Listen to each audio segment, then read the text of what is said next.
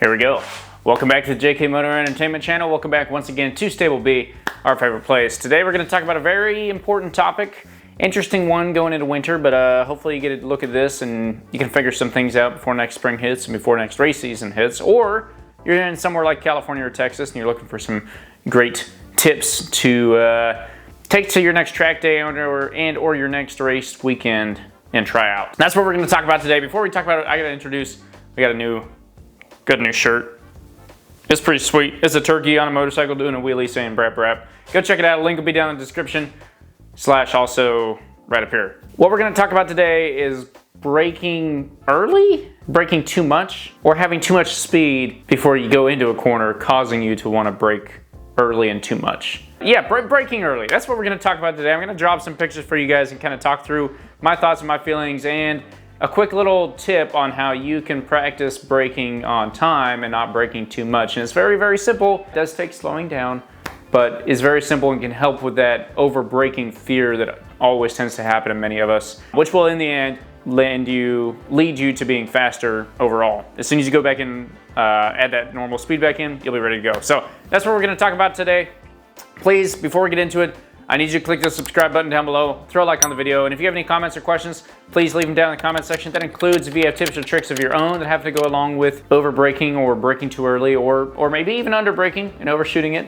We're not going to talk about that one as much today, but if you have any tips on those things, please let me know down in the comment section so that everyone else can also take a look at them. Let's get into the video.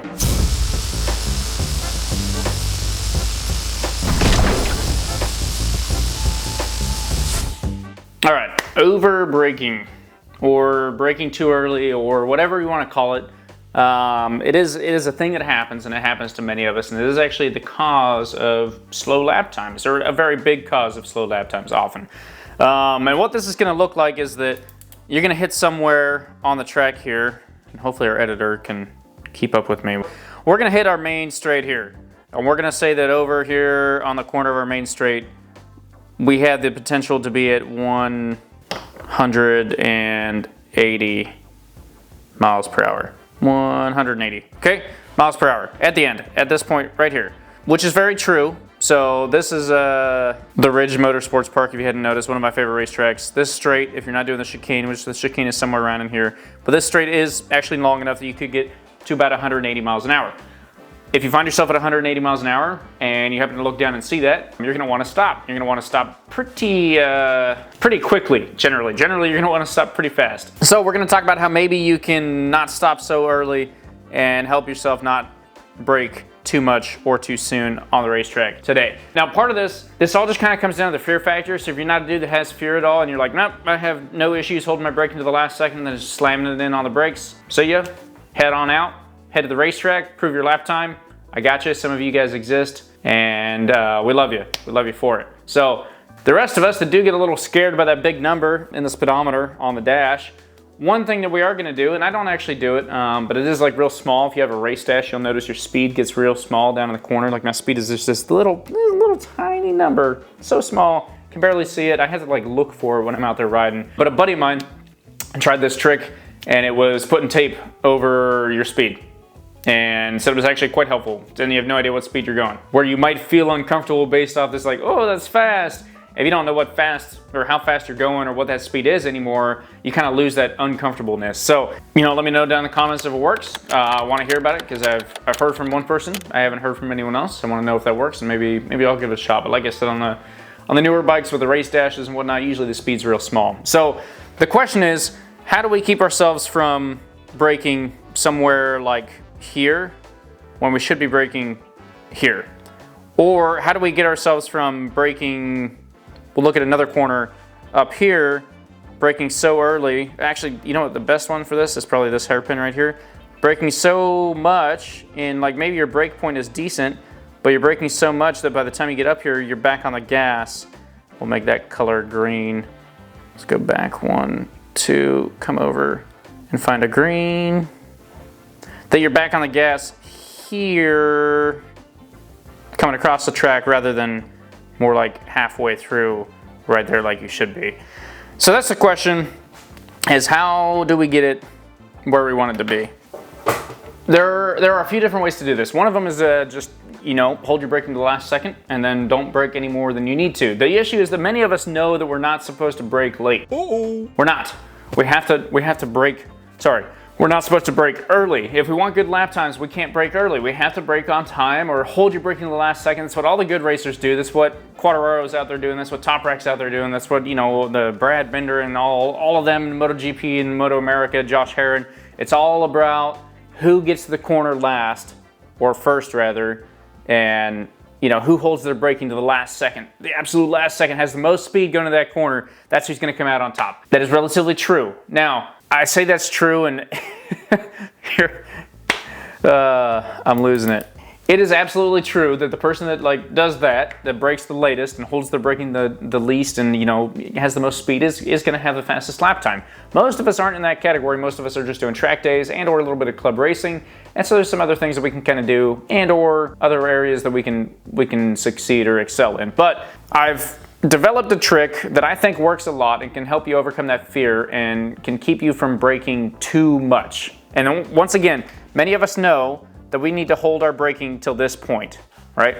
Generally, and keep in mind I haven't been to the ridge in a long time, so I apologize for that. But generally, we're gonna wanna hold our braking until the braking marker. And we'll say that's about right here. I don't remember exactly, like I said, I apologize, but we're gonna say that's about right here. Just bear with me here. If you haven't been to the ridge, lucky for you, you don't even have any clue whether I'm right or wrong. Well, lucky for me, I guess. But then we're gonna say that, you know, you want your braking to be here, and you want to get all your braking done by about this point right there, and then you're going to want to get back on the gas here-ish, maybe. And I can tell you that a lot of times I would start my braking about here, right? But I would be so scared and braking so much that I would be done with my braking at this point, and I would be getting back on the gas right here, because I realized that I was all done with my braking and I already slowed down so much that I could be back on the gas right at this point here, which causes you to be, one, on the gas when you go into a lean, not trail braking like you should be, and then two, all of these people that were behind you are now in front of you because they started the braking here but kept going and trail broke into the turn, and they either almost ran into you or passed by you without a doubt when you started cracking back on the gas right there.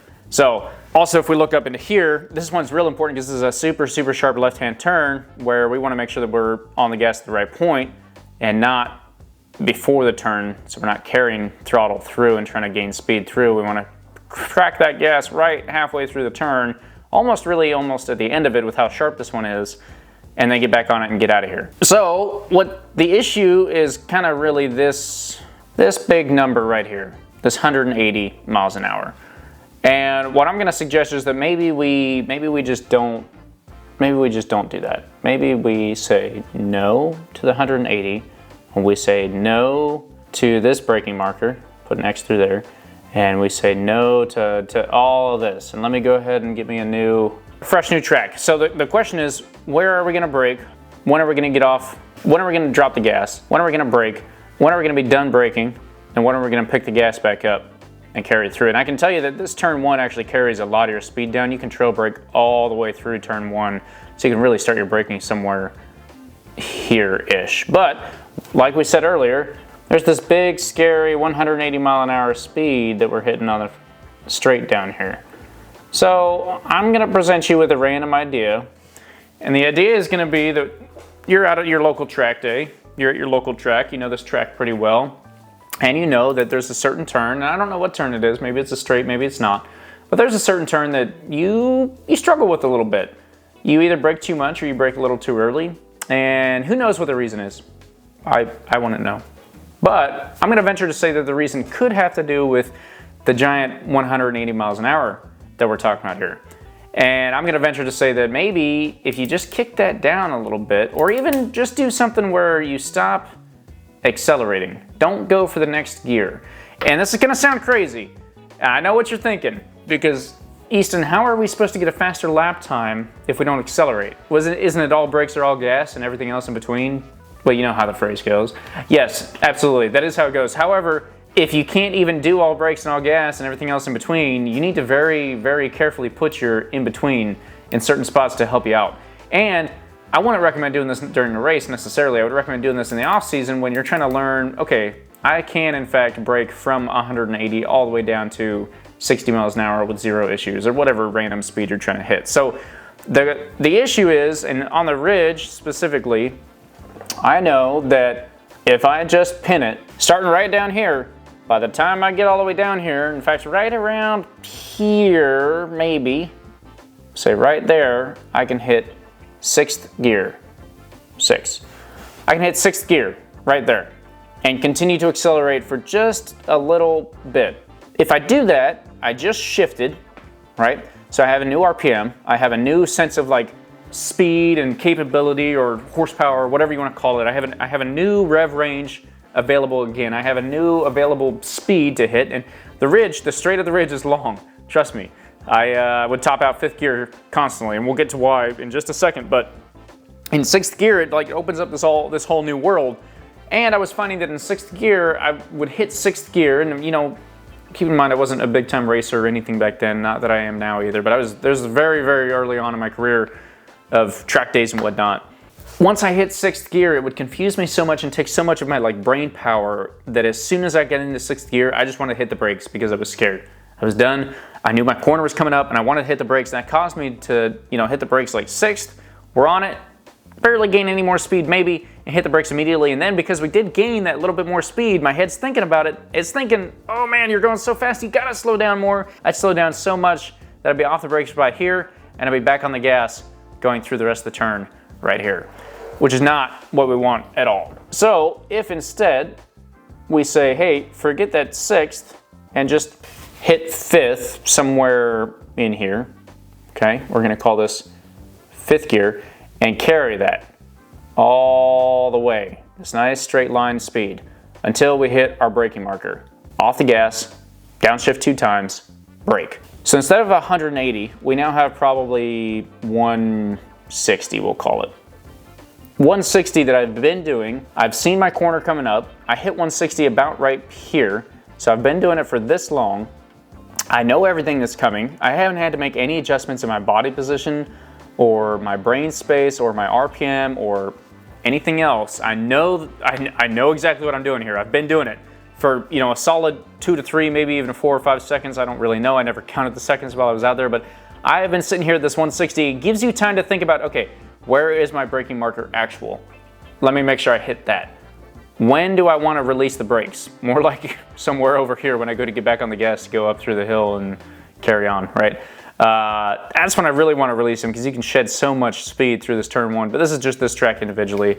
You know, another good one is back here. But it gives you time to think about what's actually coming up and to work on your braking. And if you do this for the 1 lap, I guarantee, because you're going 20 miles an hour less, you're gonna brake so fast, you're actually gonna be done with your braking like right here. And you're gonna find yourself back on the gas, way back here, and you're like, dang it, Easton freaking told me so. And at that point, I'm gonna tell you, just stop, carry that speed, come in here, dab the brakes a little bit, finish off your lap, and come and try and hit it again. This time, 5th, 160, focus on your braking marker, hit your braking marker, and then see how early and how fast you slow down, right? And maybe if you need to, bring this back down to 150. Bring it down to a speed where you hit here, you hit the braking marker where you're supposed to, and you only slow down to the speed you want to and get back on the gas where you want to. Once again, this is just an example, and I just wanted to show you guys a little bit of a picture, but the important step here is that eventually you're gonna go the opposite direction, where you're gonna start beefing this speed back up. You're gonna start raising this bar 160, 165, maybe even hit a 6th gear, or just to prevent yourself from having that issue, maybe short shift to 6th right here. So 5th immediately to 6th, knowing I'm getting ready to use the next gear. Now I'm ready to move on to 6th gear. I'm gonna short shift this just a little bit, and you come up and you're hitting this at 170 or whatever. And I'm sorry, this is such a mess now. But maybe, like I said, maybe you're short shifting, grabbing 6th right here, call that 6th, and you're getting, keep in mind our braking marker is still gonna be the exact same, but maybe you're getting up to 170. And eventually you're gonna get up to that 180 that everyone else is at. But you gotta start somewhere a little smaller so you're not freaking yourself out coming down that straight. I promise what this is gonna do for you is it's gonna open up your brain space. When you are first doing your track days, there's so much going on. There's body position, there's foot position, is my knee on the ground, there's what I'm doing with my brakes, what I'm doing with my hand as far as just like twisting the throttle, maintenance throttle, a lot of throttle, just, you know, grabbing that extra to get the whole throttle because I don't have a quick turn yet. There's so many different things you're doing. Ice cream scoop, throttle grip things so that I can brake and scoop and throttle through the turn. My head needs to be looking over there. I'm always told to be looking back there. My head doesn't turn that far. There's so much going on that the more variables you can take out in the moment to practice a certain thing, the better off you're gonna be on that. And braking late, braking on time and not over braking, that's the key, not over braking is huge. So many people do it, it slows you down. It's like the number one factor of being slow out on the racetrack, especially in the beginning. Don't do it, don't over brake. Brake a little early, that's okay, but don't over brake, and do that by slowing down beforehand and getting your headspace right so you can practice braking. And you can learn just how much these motorcycles can stop, how well these brakes work, because they work extremely well. They work so well. So that's braking early, that's over braking, and that's learning how to brake perfectly on time and not over brake at all. And it all comes down to slowing things down and not necessarily the speed. I wanna reinforce real quick before we leave that the speed that you come down to does not matter as much as clearing up your headspace. So whether it's, I'm not gonna grab that last fourth gear right there. I'm gonna wait. I'm gonna just hold on to third gear and see if I can't focus on getting my braking marker right and setting myself up for the corner. Because realistically, if you brake correctly, you set yourself up for the corner correctly, you'll come out of that corner with so much more speed and like just, if you can nail the coming out of a corner perfectly, you will outdo almost anyone else on the racetrack. And so if you can set up the corner perfectly to come out correctly, you're great, you're good to go. And gaining that extra half a second in the end, you know, in a race situation, it might be worth it. But if that throws you off and throws off your entire corner entry and everything else and you're just losing it, it's not worth it. So trust me, especially on a track day, take the time, practice, slow it down, open the mind, open the ability for the mind to think on one thing, focus on where your markers are and focus on not over braking. And if that means slowing down beforehand, do it, it's worth it. Then you can eventually kind of add speed on the back end and get back up to a normal pace. And now you're used to braking where you're supposed to and how much you need to. That's my tips for you guys today. Don't ever brake. Don't brake too early. It's okay to brake a little early, but not too early. Be fast on the racetrack, climb the ladder, make it a MotoGP. Thanks for watching. We'll see you guys in the next video.